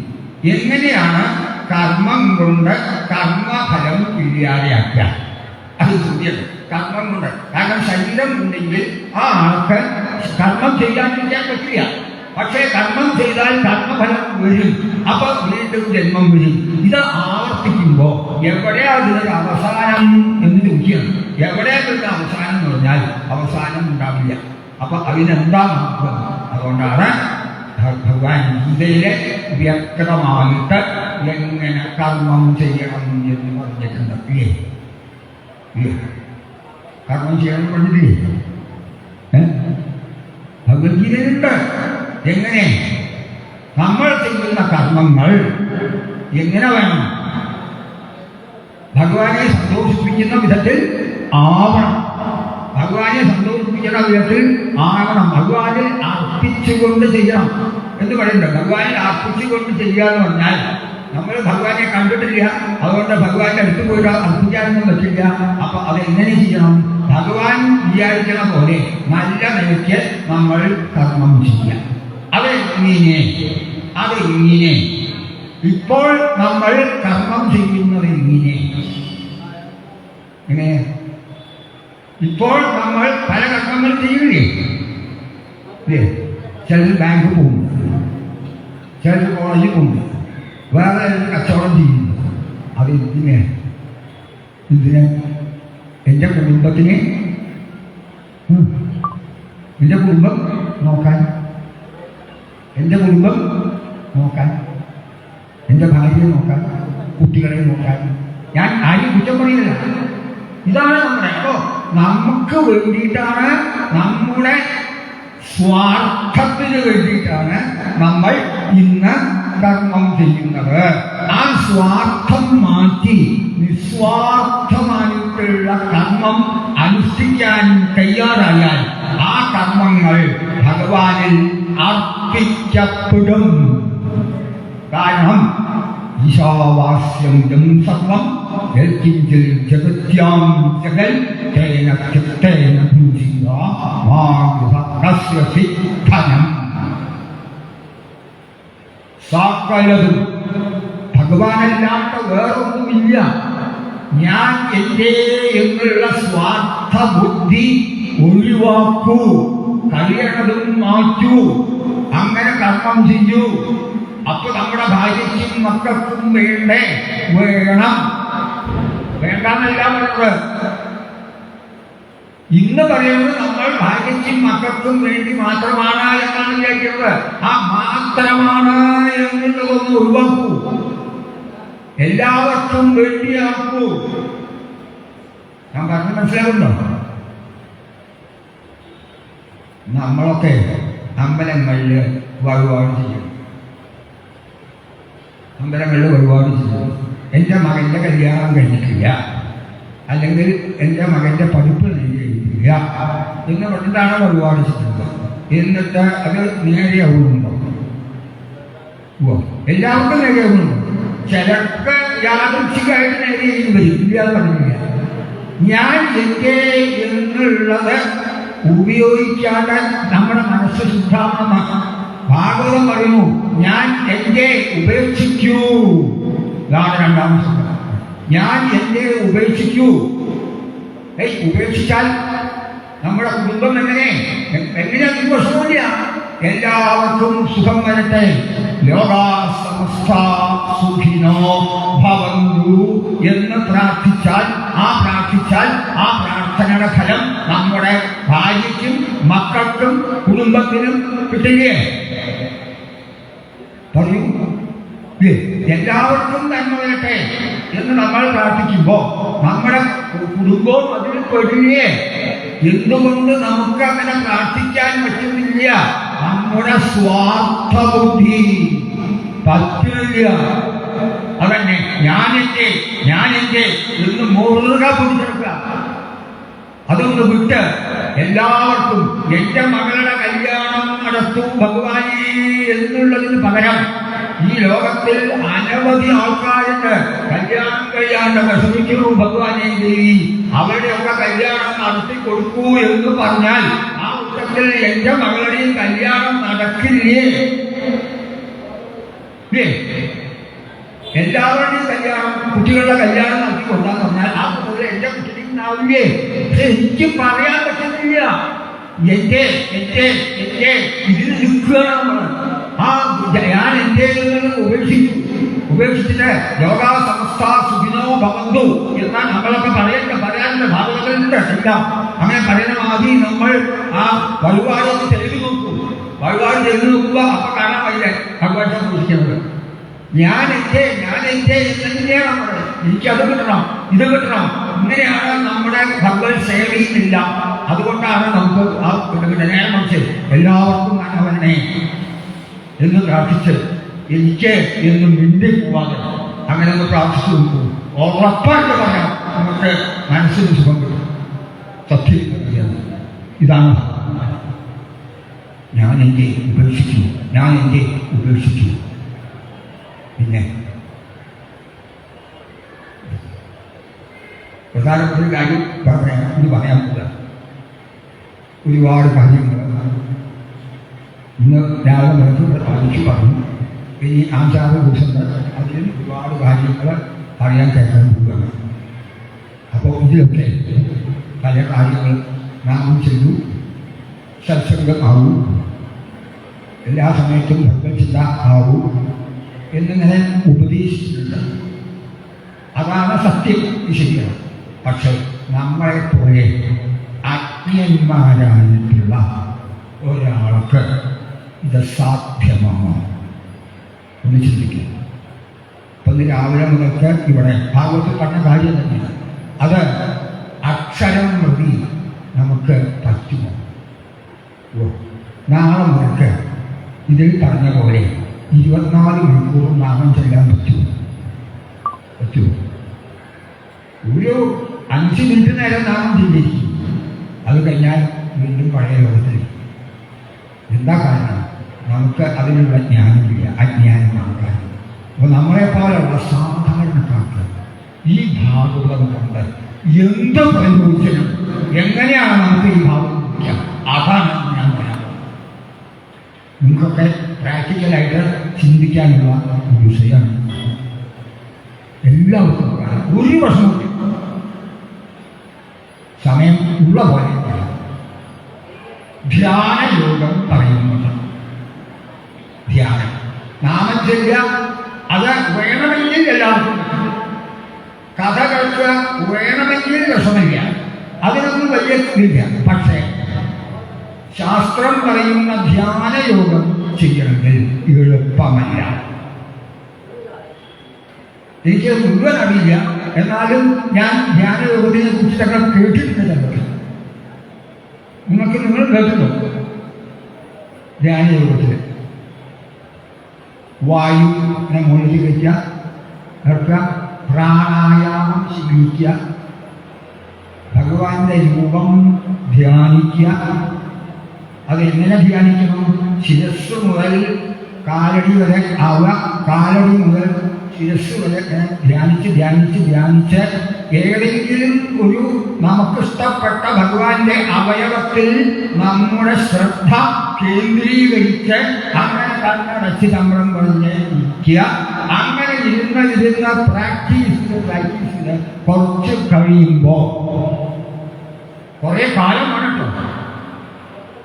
ആ ഏതെങ്കിലും ഒരു അവയവത്തിൽ നിന്ന് ഒന്നും കൂടി സൂക്ഷിച്ച്. ഇപ്പോൾ മുഖമാണ് നമ്മുടെ കേന്ദ്രം ധ്യാനത്തിൻ്റെ എങ്കിൽ കുറച്ച് കഴിഞ്ഞാൽ ഭഗവാന്റെ മുഖത്തുണ്ടാകുന്ന മന്ദഹാസത്തിലേക്ക് നമ്മൾ കോൺസെൻട്രേറ്റ് ചെയ്യണം. അങ്ങനെ സൂക്ഷ്മമായിട്ട് ആ ഭഗവാന്റെ ഒരു അനുഭവത്തിൽ അങ്ങനെ ശീലിച്ച് കുറേ പ്രാക്ടീസ് കഴിഞ്ഞാൽ നമ്മളെ മറക്കും എന്നുള്ളൊരവസ്ഥ ഇത് പറയുന്നത്. അത് സമാധി അവസ്ഥ എന്നാണ് പറയാം. മനസ്സിലായില്ലേ? സമാധി അവസ്ഥ. ധ്യാനം ശീലിക്കുന്നതാണ് ഭഗവാന്റെ. നീ ധ്യാനം ചെയ്യുമ്പോൾ നമ്മുടെ ഇഷ്ടമൂർത്തിയായിട്ടുള്ള ഭഗവാന്റെ ഏതെങ്കിലും ഒരു രൂപം ആദ്യം നമ്മൾ മനസ്സുകൊണ്ട് കണ്ട് പിന്നെ അതിലെ കോൺസെൻട്രേറ്റ് ചെയ്ത് ചുരുക്കി ഏതെങ്കിലും ഒന്നിൽ മാത്രം കോൺസെൻട്രേറ്റ് ചെയ്ത് അതിന് പിന്നെയും കോൺസെൻട്രേറ്റ് ചെയ്ത് അങ്ങനെ സൂക്ഷ്മമായി അങ്ങനെ നിരീക്ഷിക്കുമ്പോൾ നമ്മൾ നമ്മുടെ ശരീരം മറന്ന് സമാധി അവസ്ഥയിലെത്തും. കുറേ പ്രാക്ടീസ് ചെയ്താൽ അങ്ങനെ വരുമ്പോൾ അത് ഒരു തരത്തിൽ നമുക്ക് ഉയർച്ച കിട്ടും എന്നാണ് ഇതിൽ കണ്ടത്. ത്രിപുടി എന്നുള്ളൊരവസ്ഥ മറികടന്ന ആ ധ്യാനത്തിൽ നമ്മൾ ആ സമാധി അവസ്ഥയിലെത്തും. ത്രിപുടി എന്ന് പറഞ്ഞാൽ 3 ധ്യാനത്തിൽ 3 സാധനങ്ങളുണ്ട്. ധ്യാനത്തിലെ 3 വിഷയം. അത് മനസ്സിലാക്കാൻ ഞാൻ എൻ്റെ ഇഷ്ടമൂർത്തിയായിട്ടുള്ള കൃഷ്ണനെ ധ്യാനിക്കുന്നു എന്ന് വിചാരിക്കും. ഉദാഹരണം പറഞ്ഞാൽ ദേവിയയിൽ മതി. ഞാൻ എൻ്റെ ഇഷ്ടമൂർത്തിയായിട്ടുള്ള കൃഷ്ണനെ ധ്യാനിക്കുന്നു എന്നുള്ള ആ ഒരു സാധനം, അത് ആ നമ്മൾ ചെയ്യുന്നത് 3 സാധനം ഉണ്ടായി. അത് ഒന്ന് എൻ്റെ ഇഷ്ടമൂർത്തിയായിട്ടുള്ള കൃഷ്ണൻ. ഞാൻ എൻ്റെ ഇഷ്ടമൂർത്തിയായിട്ടുള്ള കൃഷ്ണനെ ധ്യാനിക്കുന്നു എന്നുള്ളത് 3ാമത്തെ. അതൊരു കർമ്മമാണ്. ഞാൻ എൻ്റെ ഇഷ്ടമൂർത്തിയായിരിക്കുന്നൊരു കർമ്മമാണ്. അപ്പൊ ഞാനും എൻ്റെ ഇഷ്ടമൂർത്തിയും ധ്യാനിക്കുക എന്നുള്ളൊരു കർമ്മവും 3 അവസ്ഥ ആദ്യമുണ്ട്. നമ്മൾ ധ്യാനം ശീലിക്കുമ്പോൾ നമ്മളുടെ ഈ 3 അവസ്ഥ നമുക്ക് ബോധമുണ്ടാകും. പക്ഷേ ഇത് കുറേ കാലം പ്രാക്ടീസ് ചെയ്ത് 1 2 മാസങ്ങളോ കൊല്ലങ്ങളോ പോരാട്ടോ എത്രയും പറയാൻ പറ്റില്ല. ഭഗവാന്റെ കാരുണ്യം വരുമ്പോൾ കുറേ കഴിഞ്ഞാൽ ഈ ധ്യാനം ശീലിക്കുന്ന ആള് ഞാൻ എന്നുള്ളതിനെ മറക്കും, കൃഷ്ണൻ എന്നുള്ളതിനെ മറക്കും. ഞാൻ കൃഷ്ണനെ ധ്യാനിക്കുക എന്നുള്ള ആ കർമ്മവും മറന്ന് ഏതോ ഒരവസ്ഥയിൽ ആനന്ദത്തിൽ ആറാടി ശരീരബോധം ഇല്ലാതെ സമാധി അവസ്ഥയിൽ അങ്ങനെ എത്തും. ഇതാണ് ധ്യാനയോഗത്തിനെ കുറിച്ചിട്ട് എല്ലാവരും പറയുന്ന ഒരു ഏകദേശ. ഇത് നമ്മളെ പോലുള്ള സാധാരണക്കാർക്ക് പറ്റും എന്ന് വിചാരിക്കുന്നുണ്ടോ? പറ്റുമോ? എനിക്ക് പറ്റില്ല. ഞാൻ പരീക്ഷിച്ചു ചെയ്യുന്നത് എനിക്ക് പറ്റില്ല. ഇല്ല. തൃശ്ശൂരിലെ പൂരപ്പറമ്പിൽ ധ്യാനയോഗം പറഞ്ഞു കൊടുക്കുന്ന ആൾക്കാരുണ്ടായിരുന്നു. വലിയ മീറ്റിങ്ങിൽ ധ്യാനം നോക്കണം. ധ്യാനയോഗം അവിടെ വലിയ പബ്ലിക് മീറ്റിങ്ങിലെ ധ്യാനം അനുഷ്ഠിക്കുക. പൂരപ്പറമ്പിലെ ഞാൻ ചെന്നിരുന്നു. അവിടെ ധ്യാനത്തിന്റെ ഓരോ അംഗങ്ങളും ഇങ്ങനെ പറഞ്ഞ് അദ്ദേഹം ഇങ്ങനെ മുന്നേറിയാണ്. കണ്ണടയ്ക്കോ, ഇങ്ങനെ ചെയ്യോ, കുറച്ചേരം കഴിയും. അപ്പൊ എന്താ ഒന്നിനല്ലേ കപ്പലാട്ടി അതുകൊണ്ട് 4 മുറവും കപ്പലാട്ടി നിൽക്കുന്ന ആൾക്കാർ, ഇത് നിൽക്കുന്ന ആൾക്കാര് ശ്രദ്ധ കിട്ടുമോ? പറയൂ. ധ്യാനയോഗം നമുക്ക് പറ്റുമെന്ന് വിചാരിക്കുന്നുണ്ടോ? പറ്റില്ല. എളുപ്പമല്ല. ഞാൻ നോക്കിയിട്ടില്ല. പറ്റില്ല. ഞാൻ ഉപേക്ഷിച്ചു. ഞാൻ ആവശ്യമില്ലാതെ ഞാൻ തീരുമാനിച്ചു. അതിലും നല്ല ധ്യാനയോഗം ഞാൻ പറഞ്ഞുതരാം. ഭാഗവതത്തിൽ അത് ഞാൻ പറയാം. അതിലും നല്ല ധ്യാനയോഗം അതാണ് പറഞ്ഞത്. കർമ്മമാണ് ഈശ്വരൻ. കർമ്മമാണ് ഈശ്വരൻ. ആ കർമ്മമാകുന്ന ഈശ്വരന്റെ അടുത്തേക്ക് നമുക്ക് എത്താൻ എങ്ങനെ? കർമ്മമാണ് ഈശ്വരൻ, സംശയമൊന്നുമില്ല. കർമ്മമാണ് ഈശ്വരൻ. കാരണം ഈശ്വരന് ഒന്നുമില്ല, പരബ്രഹ്മമാണ്. പരബ്രഹ്മം ആ ഈശ്വരൻ എന്ത് ചെയ്യുന്നുണ്ടെങ്കിലും അത് ഒരു കർമ്മമായി തന്നെയാണ്. അപ്പൊ ആ കർമ്മം തന്നെ, എല്ലാ കർമ്മങ്ങളും ഈശ്വരനാണ്. അപ്പോ നമ്മൾ ചെയ്യുന്ന എല്ലാ കർമ്മങ്ങളും സർവകർമാനുഷ്ഠില്ലേ അതന്നെ ധ്യാന രൂപത്തിലേക്ക് മാറ്റണ്ട. ഓട്ടോമാറ്റിക്കായിട്ട് ആത്മാർത്ഥതയുണ്ടെങ്കിൽ അത് സ്വയം മാറും. ഇപ്പൊ പറഞ്ഞ ത്രിപുടി എന്നുള്ള അവസ്ഥ മറികടക്കുക എന്നുള്ള ധ്യാനയോഗത്തിലെ സമാധി അവസ്ഥ എന്നുള്ള അവസ്ഥയിലേക്ക് ഏതു കർമ്മത്തിനെയും നമുക്ക് മാറ്റാം. അപ്പോ ഭാഗവതം പറഞ്ഞിട്ടുള്ള ഈ മാതിരിയുള്ള ധ്യാനയോഗമൊന്നും അനുഷ്ഠിച്ചില്ല. നമ്മൾ ചെയ്യുന്ന കർമ്മങ്ങളെല്ലാം ആത്മാർത്ഥതയോടുകൂടി നമുക്കല്ലാതെ ഞാൻ എൻ്റെ എന്നുള്ള ചിന്ത ഉപേക്ഷിച്ച് എല്ലാവർക്കും വേണ്ടി ഭഗവാൻ സന്തോഷിക്കണേ എന്നുള്ള പ്രാർത്ഥനയോടുകൂടി ആ കായക വച മനുഷ്യന്റെയല്ല എന്നുള്ള ശ്ലോകം പറഞ്ഞിട്ടുണ്ട്. അതുപോലെ ചെയ്താൽ ഈ ധ്യാനം അനുഷ്ഠിച്ച് ഉത്തമമായിട്ടുള്ള ഒരു നിലയിലേക്ക് എത്തുന്ന പോലെ നമ്മൾ അറിയാതെ കണ്ട് അതിൻ്റെ എത്തും. യാതൊരു സംശയമില്ല. ഒരു ചെറിയ ഉദാഹരണം പറയാം, എത്തുവെത്തില്ല. ഒരു ചെറിയ ഉദാഹരണം, ഒരു ചിത്രം വരയ്ക്കുന്ന ആള് ശ്രദ്ധിച്ചു കേൾക്കുന്നു. ഒരു ചിത്രം വരയ്ക്കുന്ന ആള് ചിത്രം വരയ്ക്കുന്നത് വലിയ ഒരു ക്യാൻവാസ്, ആ ക്യാൻവാസിൽ വെച്ച് അതിനെ വെച്ചിട്ട് അതിലാണ് ഈ ചിത്രം വരയ്ക്കുന്ന ആൾ ചിത്രം വരയ്ക്കുക.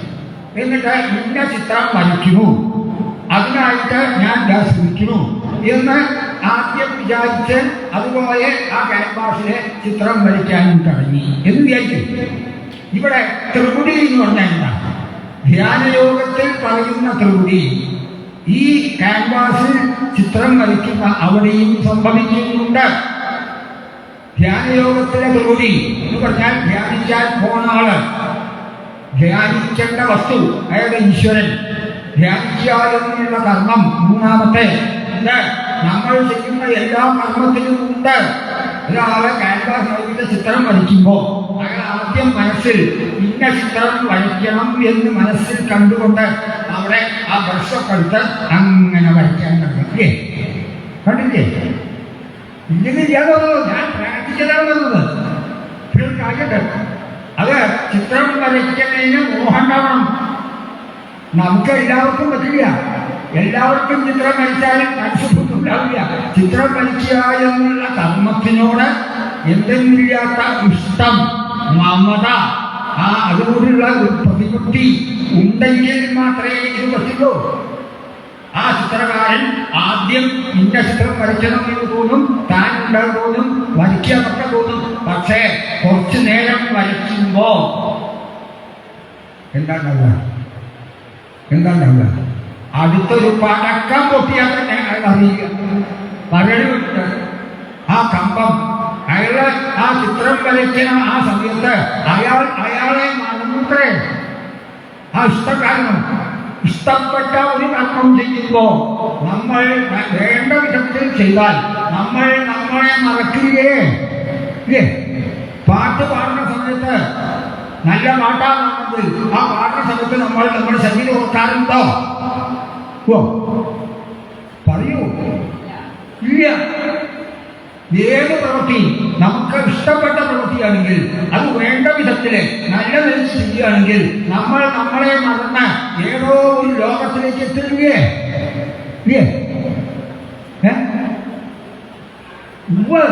എന്റെ കയ്യിൽ എന്തായാലും പാട്ടായാലും കൊട്ടായാലും കയ്യൊട്ടിക്കളിയായാലും എന്തായാലും ഏത് പ്രവൃത്തി വേണമെങ്കിൽ നമുക്ക് ധ്യാനമായി മാറ്റാം. വേണ്ട വിധത്തിൽ നമുക്ക് ചെയ്യാം. അപ്പോ കർമ്മം വേണ്ട വിധത്തിൽ വേണ്ട തരത്തിൽ ചെയ്യലാണ് ധ്യാനം. അപ്പൊ ധ്യാനമാവും. അപ്പൊ സൽക്കർമ്മം നല്ല നിലയ്ക്ക്. നല്ല നില പറഞ്ഞാൽ കർമ്മം ചെയ്യുമ്പോൾ ഞാൻ എൻ്റെ എന്നുള്ള ബോധം മനസ്സിൽ തോന്നേ പാടില്ല.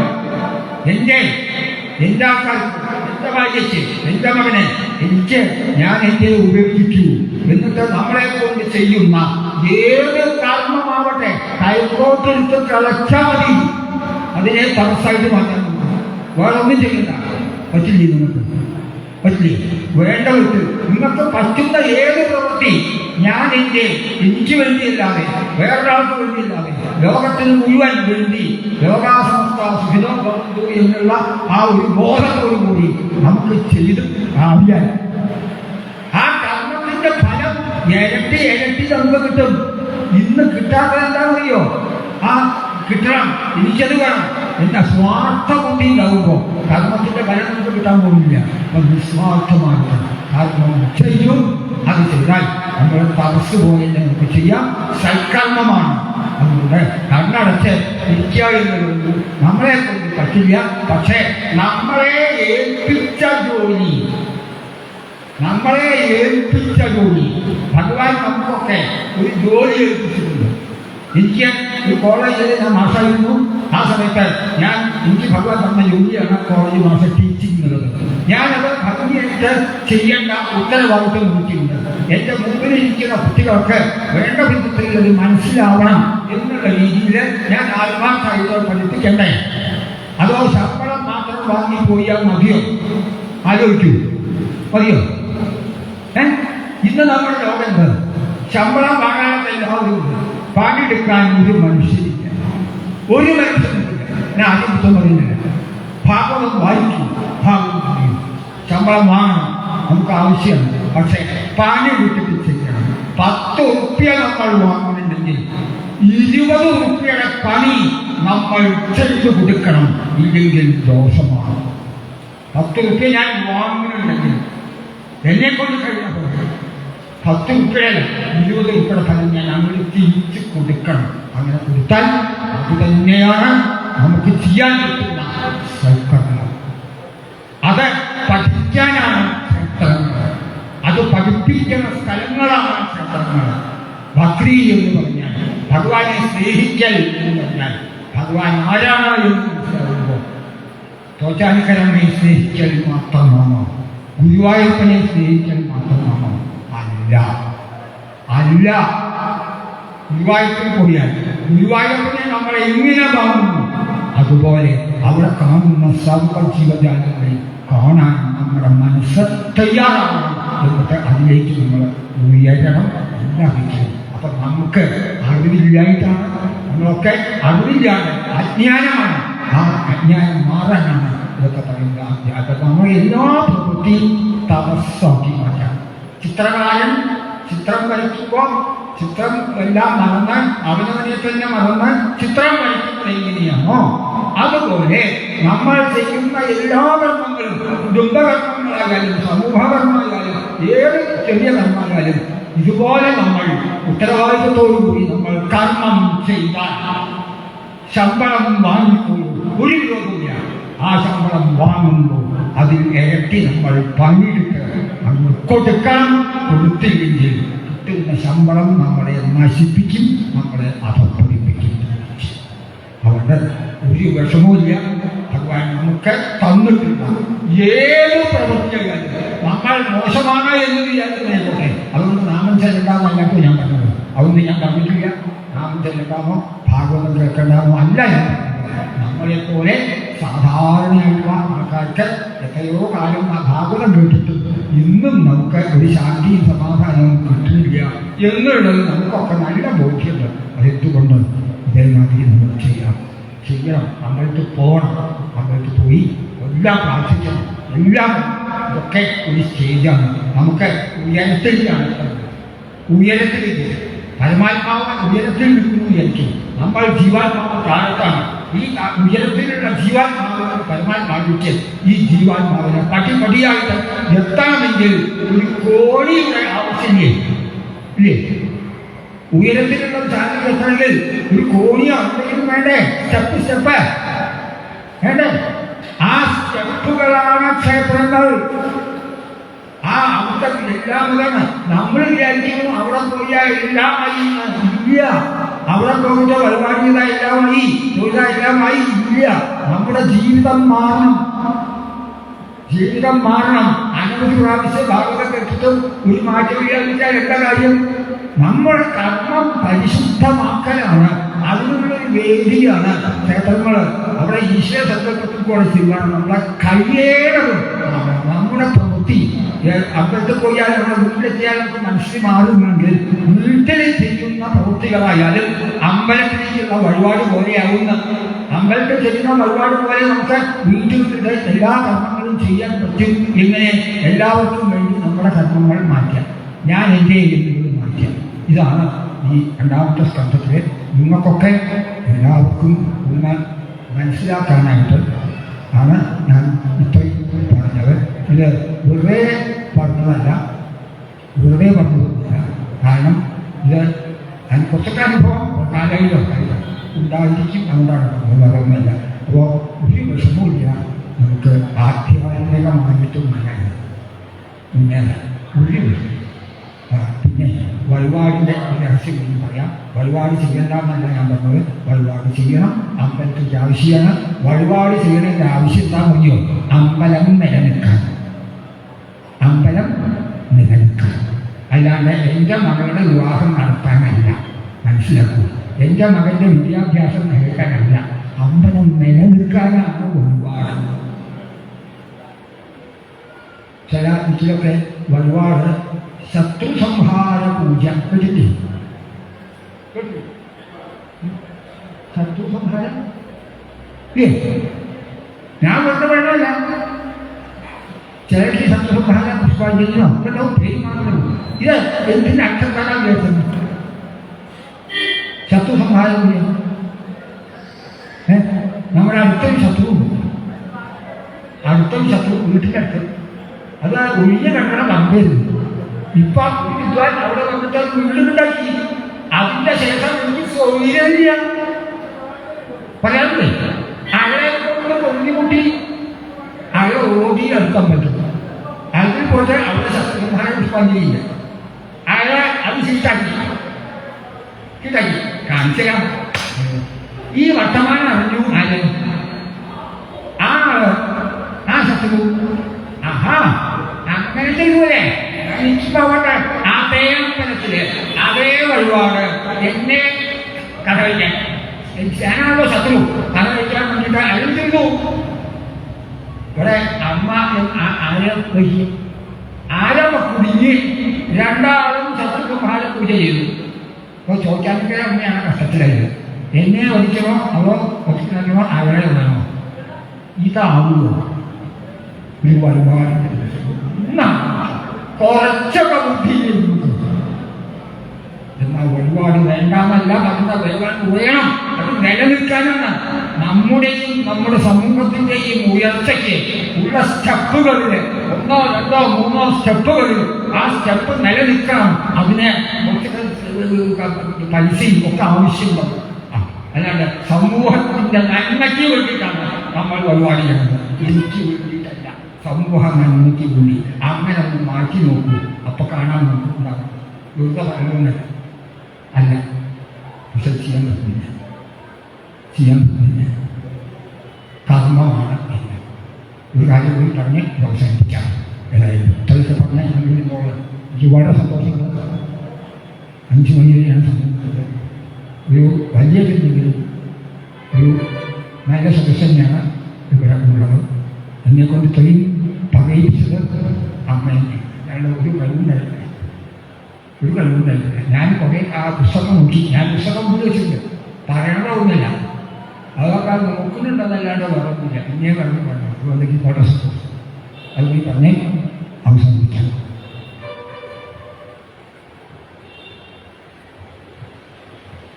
ഭാഗവത്തിൽ ഇത് അധികാരി പറയാറില്ല. എന്തുകൊണ്ടാണെന്ന് അറിയാറില്ല. അത് എൻ്റെ വിഷയമല്ല. എന്നാണ് പറയുന്നുണ്ട്.